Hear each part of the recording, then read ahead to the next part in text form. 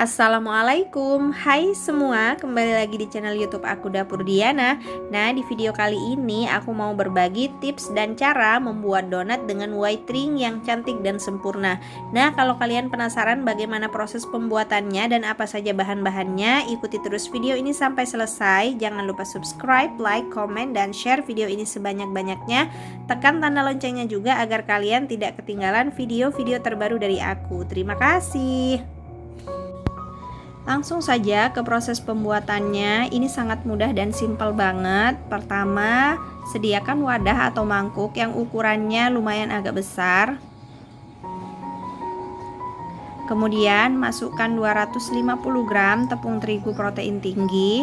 Ini wajib banget ya untuk menciptakan adonan yang lembut dan berserat halus, maka harus menggunakan terigu yang protein tinggi. Tambahkan 25 gram susu bubuk, ini setara dengan 2 sendok makan.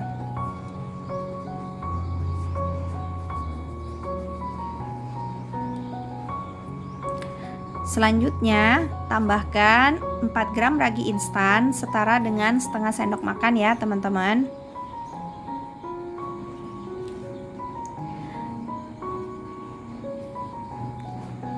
Kemudian semua bahan kering ini kita aduk sampai bercampur rata.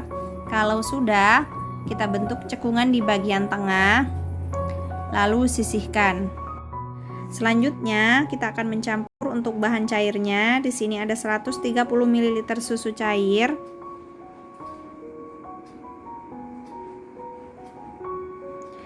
45 gram gula pasir, ini setara dengan 3 sendok makan. Kemudian 1 butir kuning telur,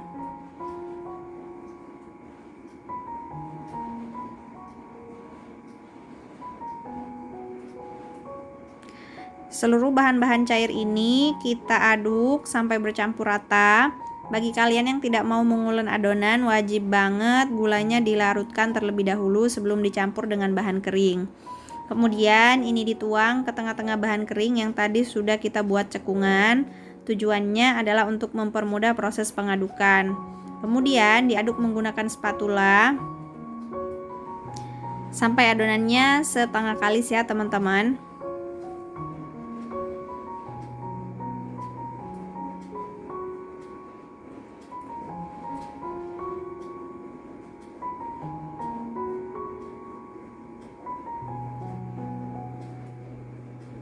Kalau sudah setengah kalis, kemudian tambahkan 30 gram margarin. Kalian bisa ganti menggunakan butter.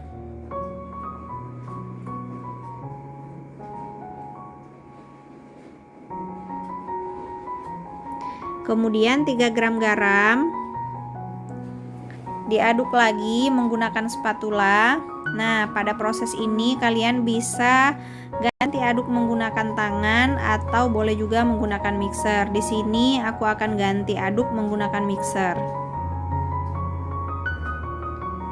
Nah, ini di mixer sampai adonannya kalis elastis sekitar 5-7 menitan.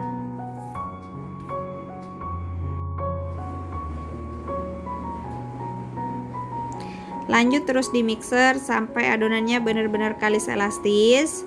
Tandanya bahwa adonan sudah kalis elastis, dia tidak ada tepung atau bahan yang menempel di sekitar mangkuk. Nah, kira-kira seperti ini. Kalau sudah tidak ada bahan atau tepung yang menempel, tandanya adonannya sudah mulai kalis elastis.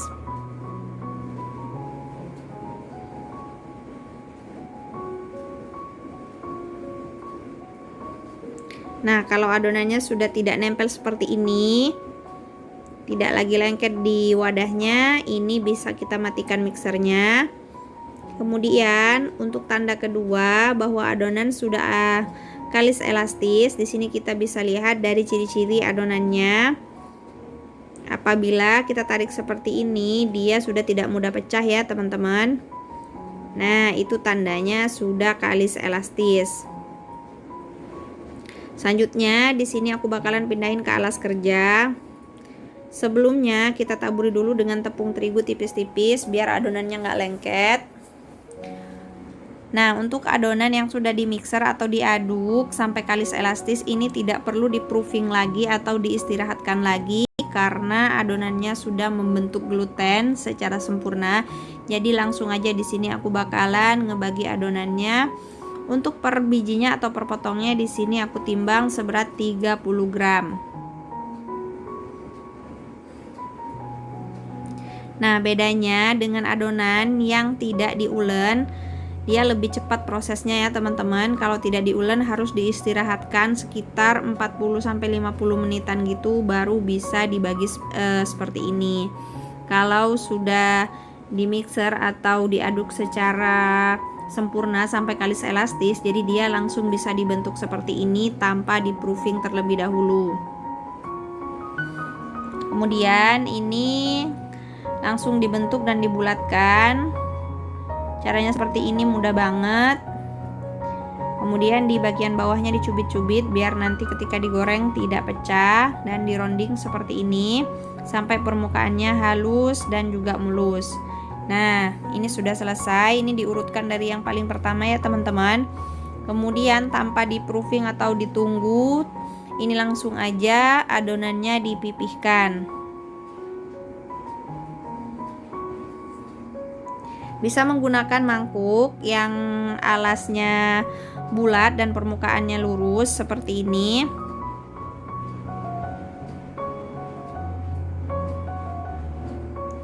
Boleh juga dipipihkan menggunakan tangan.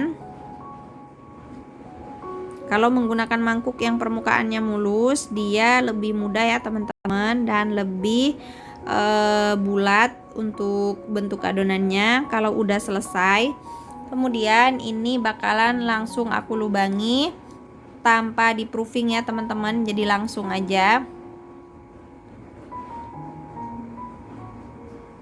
Nah, setelah selesai ini baru akan diistirahatkan atau kita proofing selama kurang lebih 30 menit.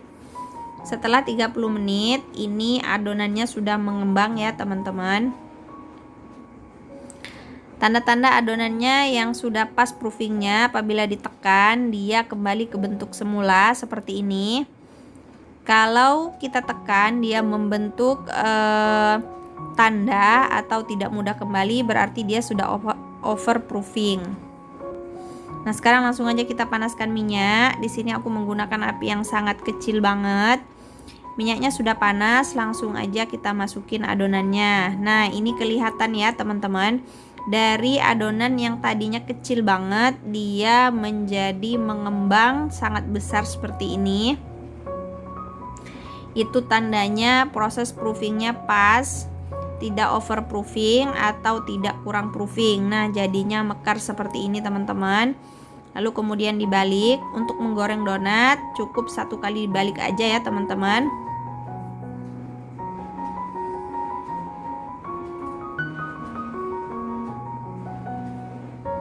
Kemudian langsung ingat untuk selalu menggunakan api kecil pada saat menggoreng karena masih akan terjadi proses proofing ketika adonan digoreng. Jadi kalau kita gunakan api yang besar, adonannya tidak akan mengembang dan tidak akan muncul white ring. Terus kalau adonan sudah over proofing di luar atau sebelum digoreng, maka ketika digoreng dia cenderung tidak muncul white ring karena tidak mengembang. Nah, ini udah selesai semua, hasilnya cantik dan bagus banget. Jadi kalau proofingnya pas, dia white ringnya muncul secara sempurna dan ini akan membuat adonan donat kita menjadi cantik. Selanjutnya di sini aku bakalan kasih topping menggunakan glaze. Jadi glaze-nya ini aku pakai yang merek Colin.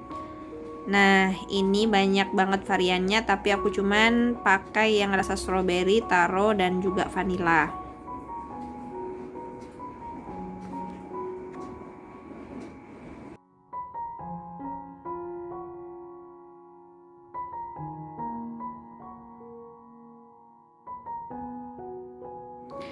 Setelah diberi topping glaze, kemudian ini aku hias lagi menggunakan meses yang warna-warni. Kalian bisa ganti hias menggunakan topping yang lain sesuai selera. Boleh pakai keju, Boleh pakai kacang almond atau remahan kacang tanah atau remahan Oreo, bebas ya teman-teman, sesuai selera.